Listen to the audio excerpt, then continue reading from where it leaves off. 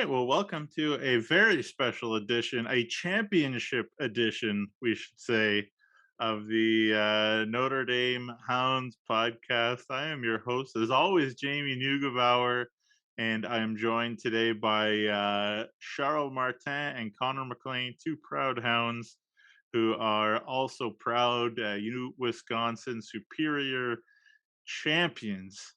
Uh, Connor, maybe you could just tell people what exactly it is that you want. So it's our division or our league. So in a normal year, not a COVID year, we'd be heading to national championship now. But unfortunately, this year there isn't one. So we won what we could this year, which is awesome. And it was a tough grind of a year. I know a lot of rules to follow, a lot of staying healthy, and the hard work paid off. So it was awesome. Yeah. So Charles, you guys played like all other Wisconsin schools in the Um, regular season? so our conference is consisting of we're six teams in Wisconsin. Pretty much all UW system schools except the Northland College. So we played them twice each. So every week we played two games against them. Unfortunately, we missed two games because of COVID protocols. But yeah, so we played against every team in our conference this year. Right. And so if I get this correct, um on the 12th, on Friday, you guys played UW Stevens Point and took the championship. Just talk about you talk about that game. Did you both play in it, and what was it like to play a big championship? Um, I was playing that game. Connor was unfortunately, but it was really crazy. You that's what you play the game for. Games like this. We were down 2-0 at some point during the game. So to come back and win 3-2 was even a better feeling at the end. And it was just the top of the mountain, with all the sacrifices this year, with all the COVID testing, everything we had to go through. It really just was a fantastic feeling to just top it off with a championship for sure. Yeah, for me, I had a different look at things. Unfortunately, February 17th, I was hit in Stevens Point and suffered a concussion that um, the likelihood of me being able to play again is up in the air right now. And but winning that title, my last shift was played, boys worked hard, and I'm so grateful. If it is the end of my hockey, my playing days anyway.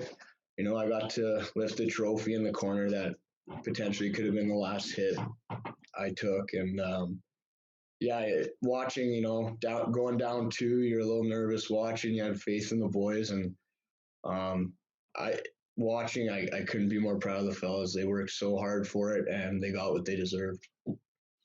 Yeah, awesome. Okay, for those that don't know who are listening in, who are like, who are these guys? What's happening? Da da da. So the guy on the right, Conor MacLean, started his junior A career with the Hounds Junior A in 16-17, I believe. 15, 16. 15-16. Sorry about Yeah, that. I wasn't around no yet. worries. That was No worries. before Nugsy BN, before Nugsy. But then he came back for his 20 bomb year in 18-19, which was a fun year. And then Charles played in that 18-19 year. Um, and so, yeah, we got to know each other pretty well. And Charles was one of the first people to see an ultrasound picture of my one daughter, and he was lying on the treatment table in Notre Dame, and I stuck my phone underneath his face while he was getting treatment. And I'm like, "What do you think that is?" And he's like, "Beautiful," because Charles, you have a young brother, I believe, that's a Yep, lot younger than you. exactly. Exactly. Yeah, so you knew what, you were looking at. You're like, "Oh, Yeah. beautiful," or something like that. So, that was a cool moment. But anyways, so there's the preamble for these boys, and then off to UW. So Connor, I got to ask you, the breaking news lately is that the McLean family is going to continue heading to Wisconsin, with your little sister, going straight from the Hounds, U18s, AAA to there. How excited are you to have your sister around?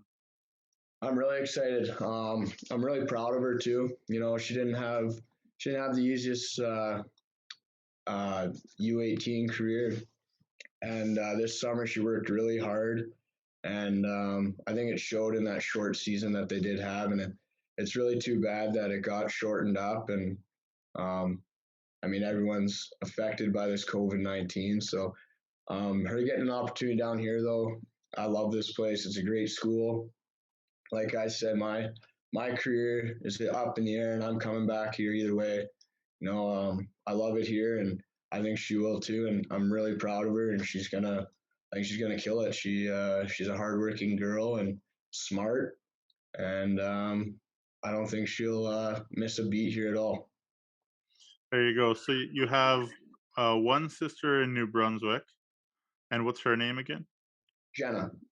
Jenna, and then Bryn is going to UW Superior, just committed. So that's great news. Charles, I need your personal advice. Okay, so for those that don't know, one of the things I've been doing lately is covering the Moose Jaw Warriors for a website, and so I actually been able to be in arenas and watching games. So you've been able to play games. You've done very well. Your team has done very well. I'm sure there's lots of pictures of you. What's the balance in trying to make sure that you don't cause COVID envy from people, or is that something you even think about? Because I was in the rink, um, the first game there Friday night or whenever it was, and I was like, should I post pictures on social media? Should I not? Like, I don't want to, because there's so many people in the world who are just dying to like, So what's your interaction with that? And I'm sure you've got lots of texts from people being like, "You're so lucky." And what's that been like for you, being able to actually play? No, like you said, we're super lucky just this year to be able to practice and even play games. Uh, it was really up in the air all along. You know, we didn't know if we were going to play a game this year coming here in August.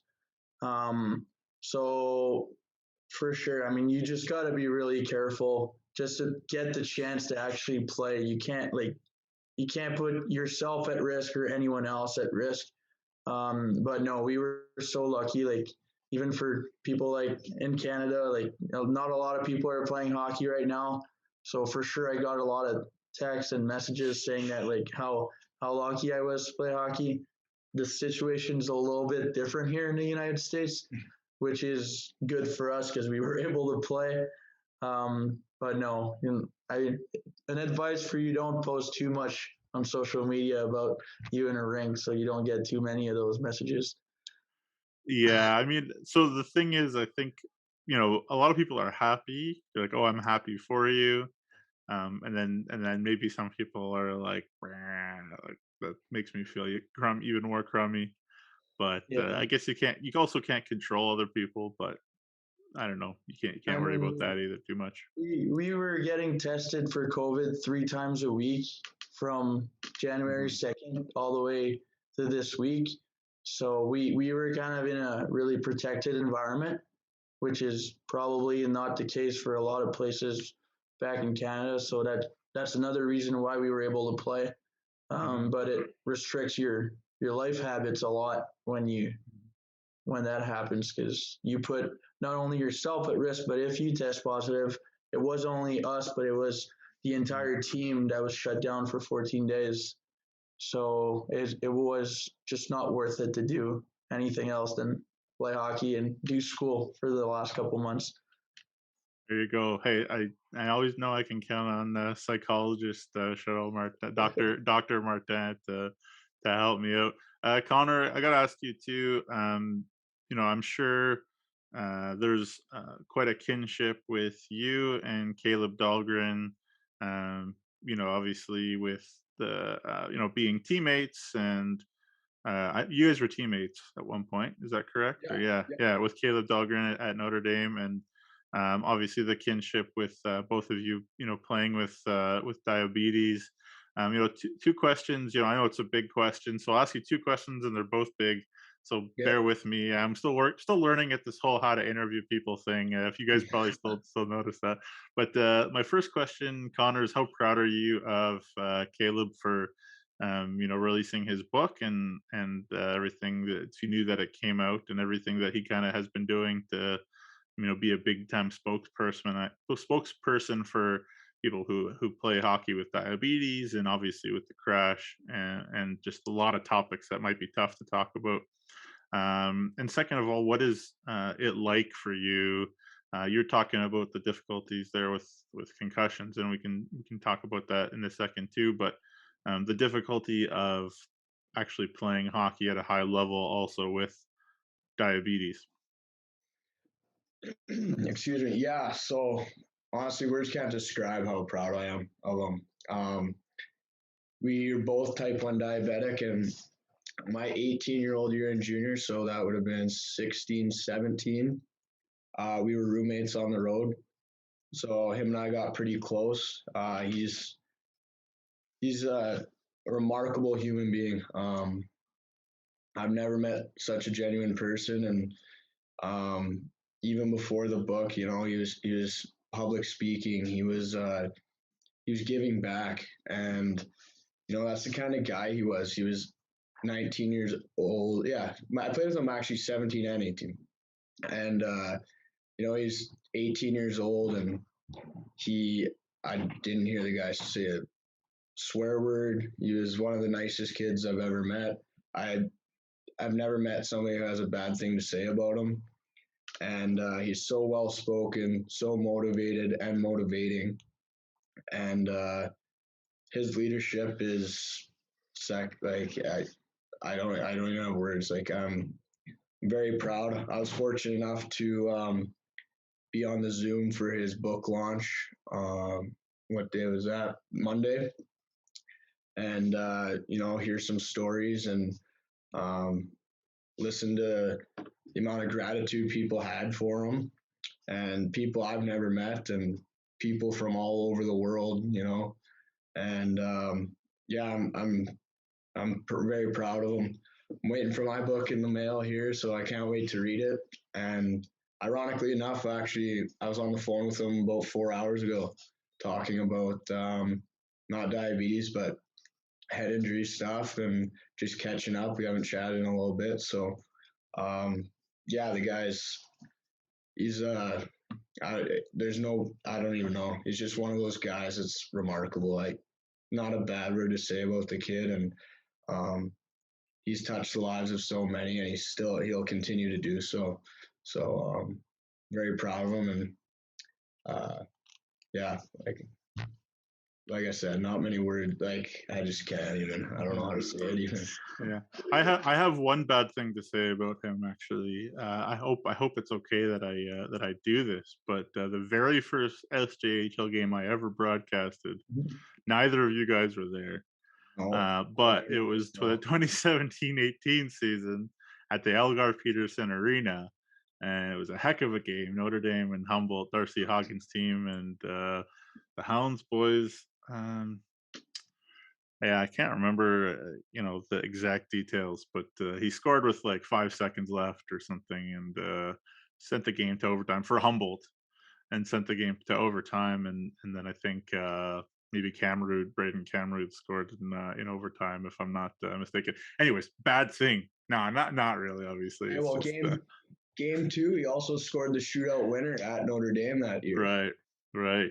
There you I go. remember Hey, that. this guy McLean and Charles, both proud Hounds, and they tune in and appreciate all that, for sure. And then the second question I had, Connor, was what it's like to play with diabetes. What kind of things you have to do?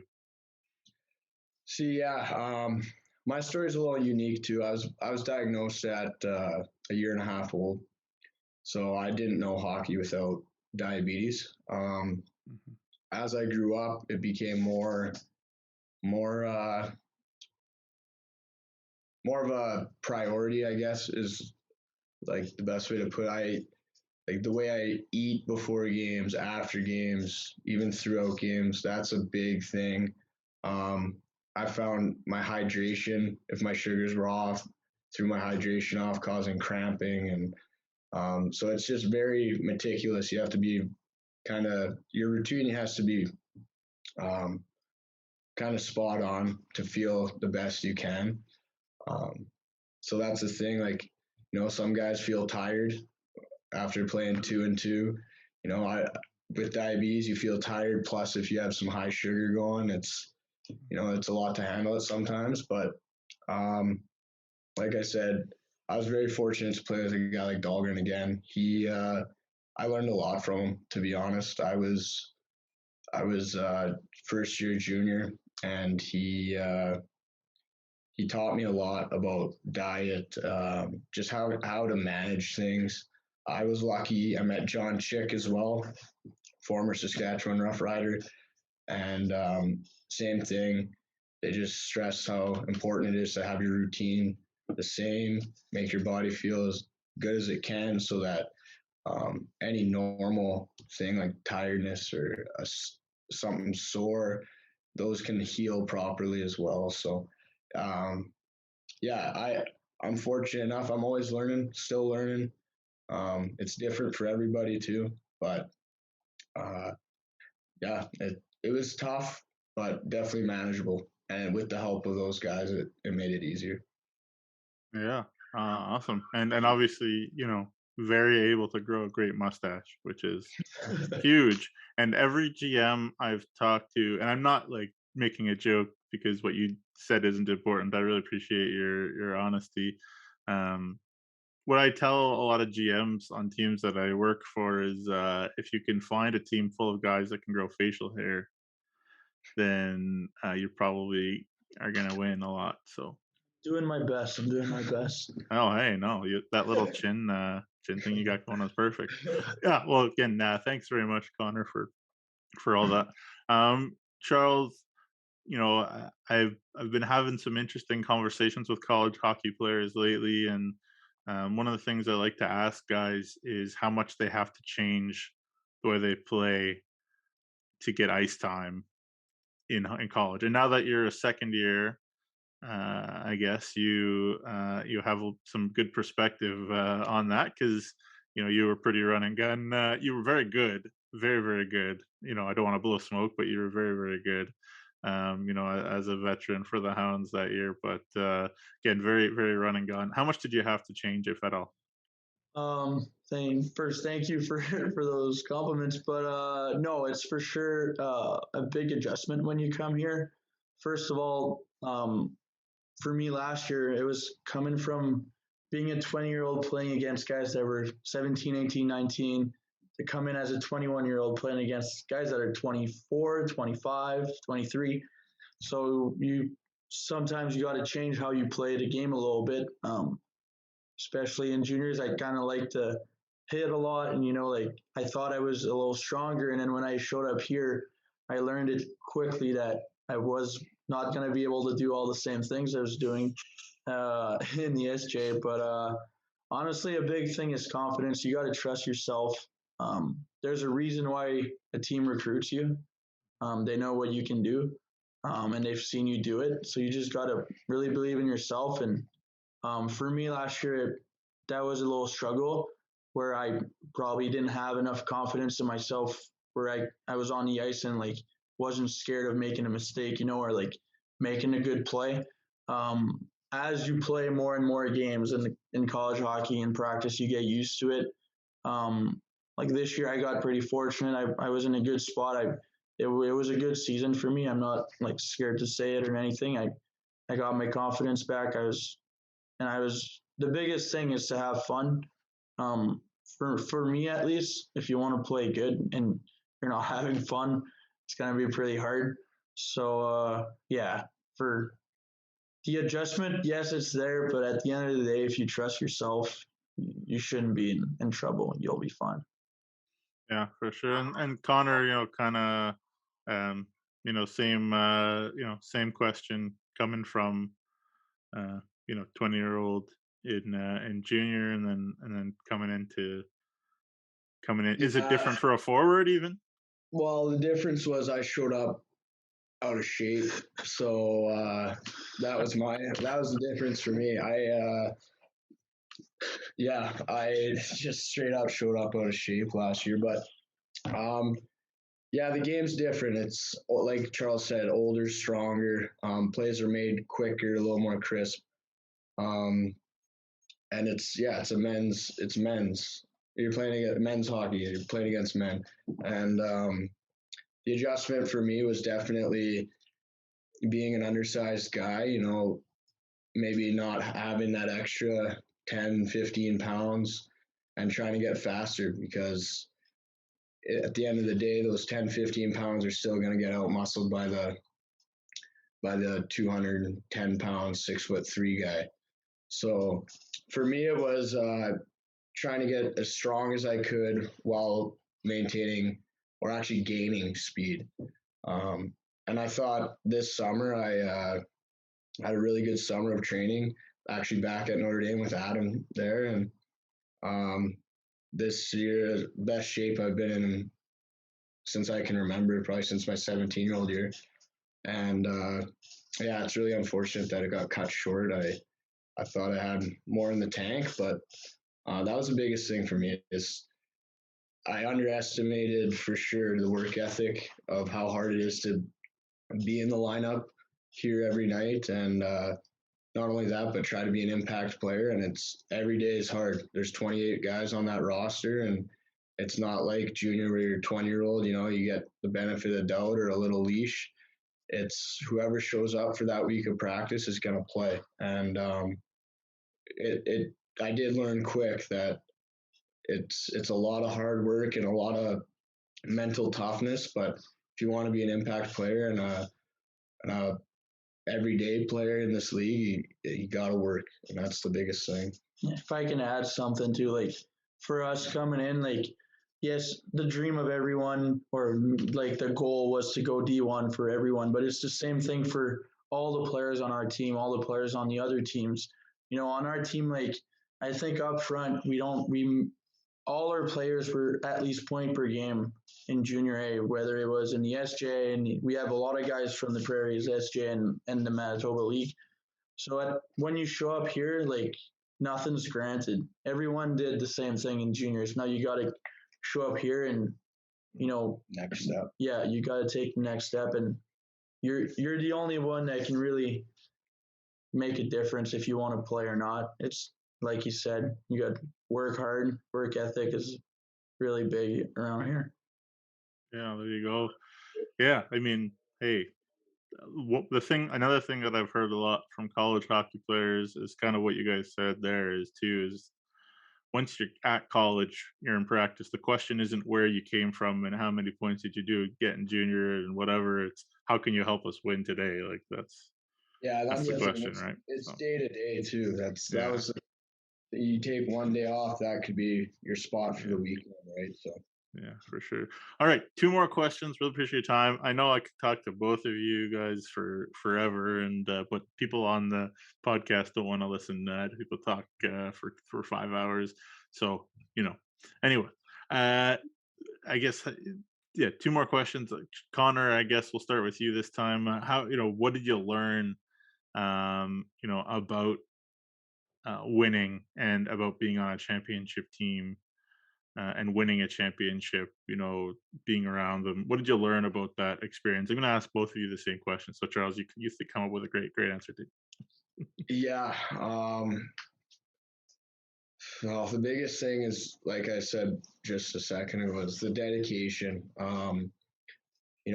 With the COVID-19 this year, our team was under a lot of strict rules, and it was going to the rink, coming home, doing homework, going to bed, repeat every day. And the thing was, we were doing that before Christmas with 0 games played. We were doing that throughout January. So it was a long wait, and the guys were very dedicated, and um, yeah, they're winners. Like they showed up to the rink every day and worked their butt off and go home, and they had nothing else to do but school, so they worked their butt off in that, and everything just kind of snowballed and carried over, and um, it was every single day guys were dedicated to the game, and that's what won us this championship, in my opinion. And for my part, it's also, I think we were a really tight group this year. Everyone was ready to, do anything for anyone. It was either block a shot, stand up for someone. Everything, everyone was ready to do literally everything for our team. And we also believed in ourselves. We didn't finish first in the league or anything, but we knew how good of a team we were. And when we showed up to that final game, you could see the mindset of everyone. And we all knew we were going to win this game no matter what. And we were down 2-0, and on the bench, no one was out of it. Everyone was like, all right, boys, let's keep going. We only need one here, and then we'll be fine. And next thing we know, we were raising the cup at the end of the night. So, no, we really had a lot of guys on that team. Everyone is a champion and will be a family for the rest of our lives. So, yeah. Yeah, very cool. That's another thing I hear people win like championships, like the bond for that team is forever. And yeah, do you guys gonna get rings? You think pretty cool rings or I have not no sure? No idea. idea. No No idea. idea. Well, No anyways, idea. you can get that started. All right, last question. Again, we'll start with you, Charles. What do you miss about Notre Dame? Notre Dame was so fun. Just being, yeah, yeah. Nugsy was the thing I missed the most. Just kidding. No, honestly, just being all the guys all together in the dorms. That was a really special experience that no other junior teams can experience. So that was really fun. It's really like being on the road, like on a hockey tournament when you're in midgets or Benham, but the entire year. So that was really fun. Also, the whole staff there. I know it's not the same coaches anymore, but Phil was there for me, um, and the whole coaching staff that year, the trainers, because I was in there a lot as well. They were awesome to me, and the entire school. Everything about it was awesome. I want to go back there. I was going to last year with Connor, and then COVID hit. That same week, we were going to drive back there, but no, I'm kind of missing it, honestly. I don't know. Connor? Well, I got to be there just in November and December, so no, I miss a lot.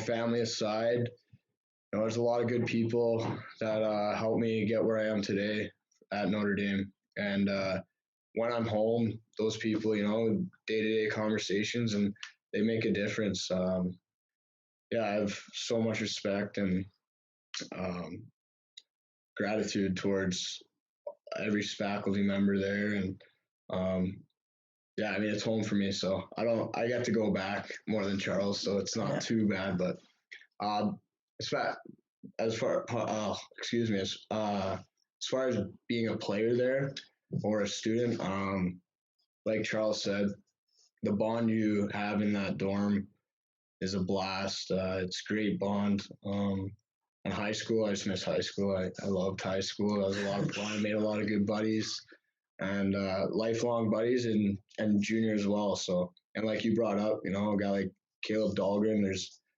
a list that goes on forever with the guys that I played with through there and even classmates. So I miss the old days of Notre Dame, but yeah, I'm lucky enough where I get to go back and hang out after I'm done school. Yeah, there you go. Again, for those that don't know, Connor is from Wilcox, and Charles is from Quebec, not from Wilcox. But that's cool. Cool. Everywhere is cool. All right. And boys will get chicken wings, once this is all done, and maybe other things. But that'll be great. And thank you guys so much for joining me on the Notre Dame Hounds podcast. Been a blast. Thank you for having us. Thanks, Nuji.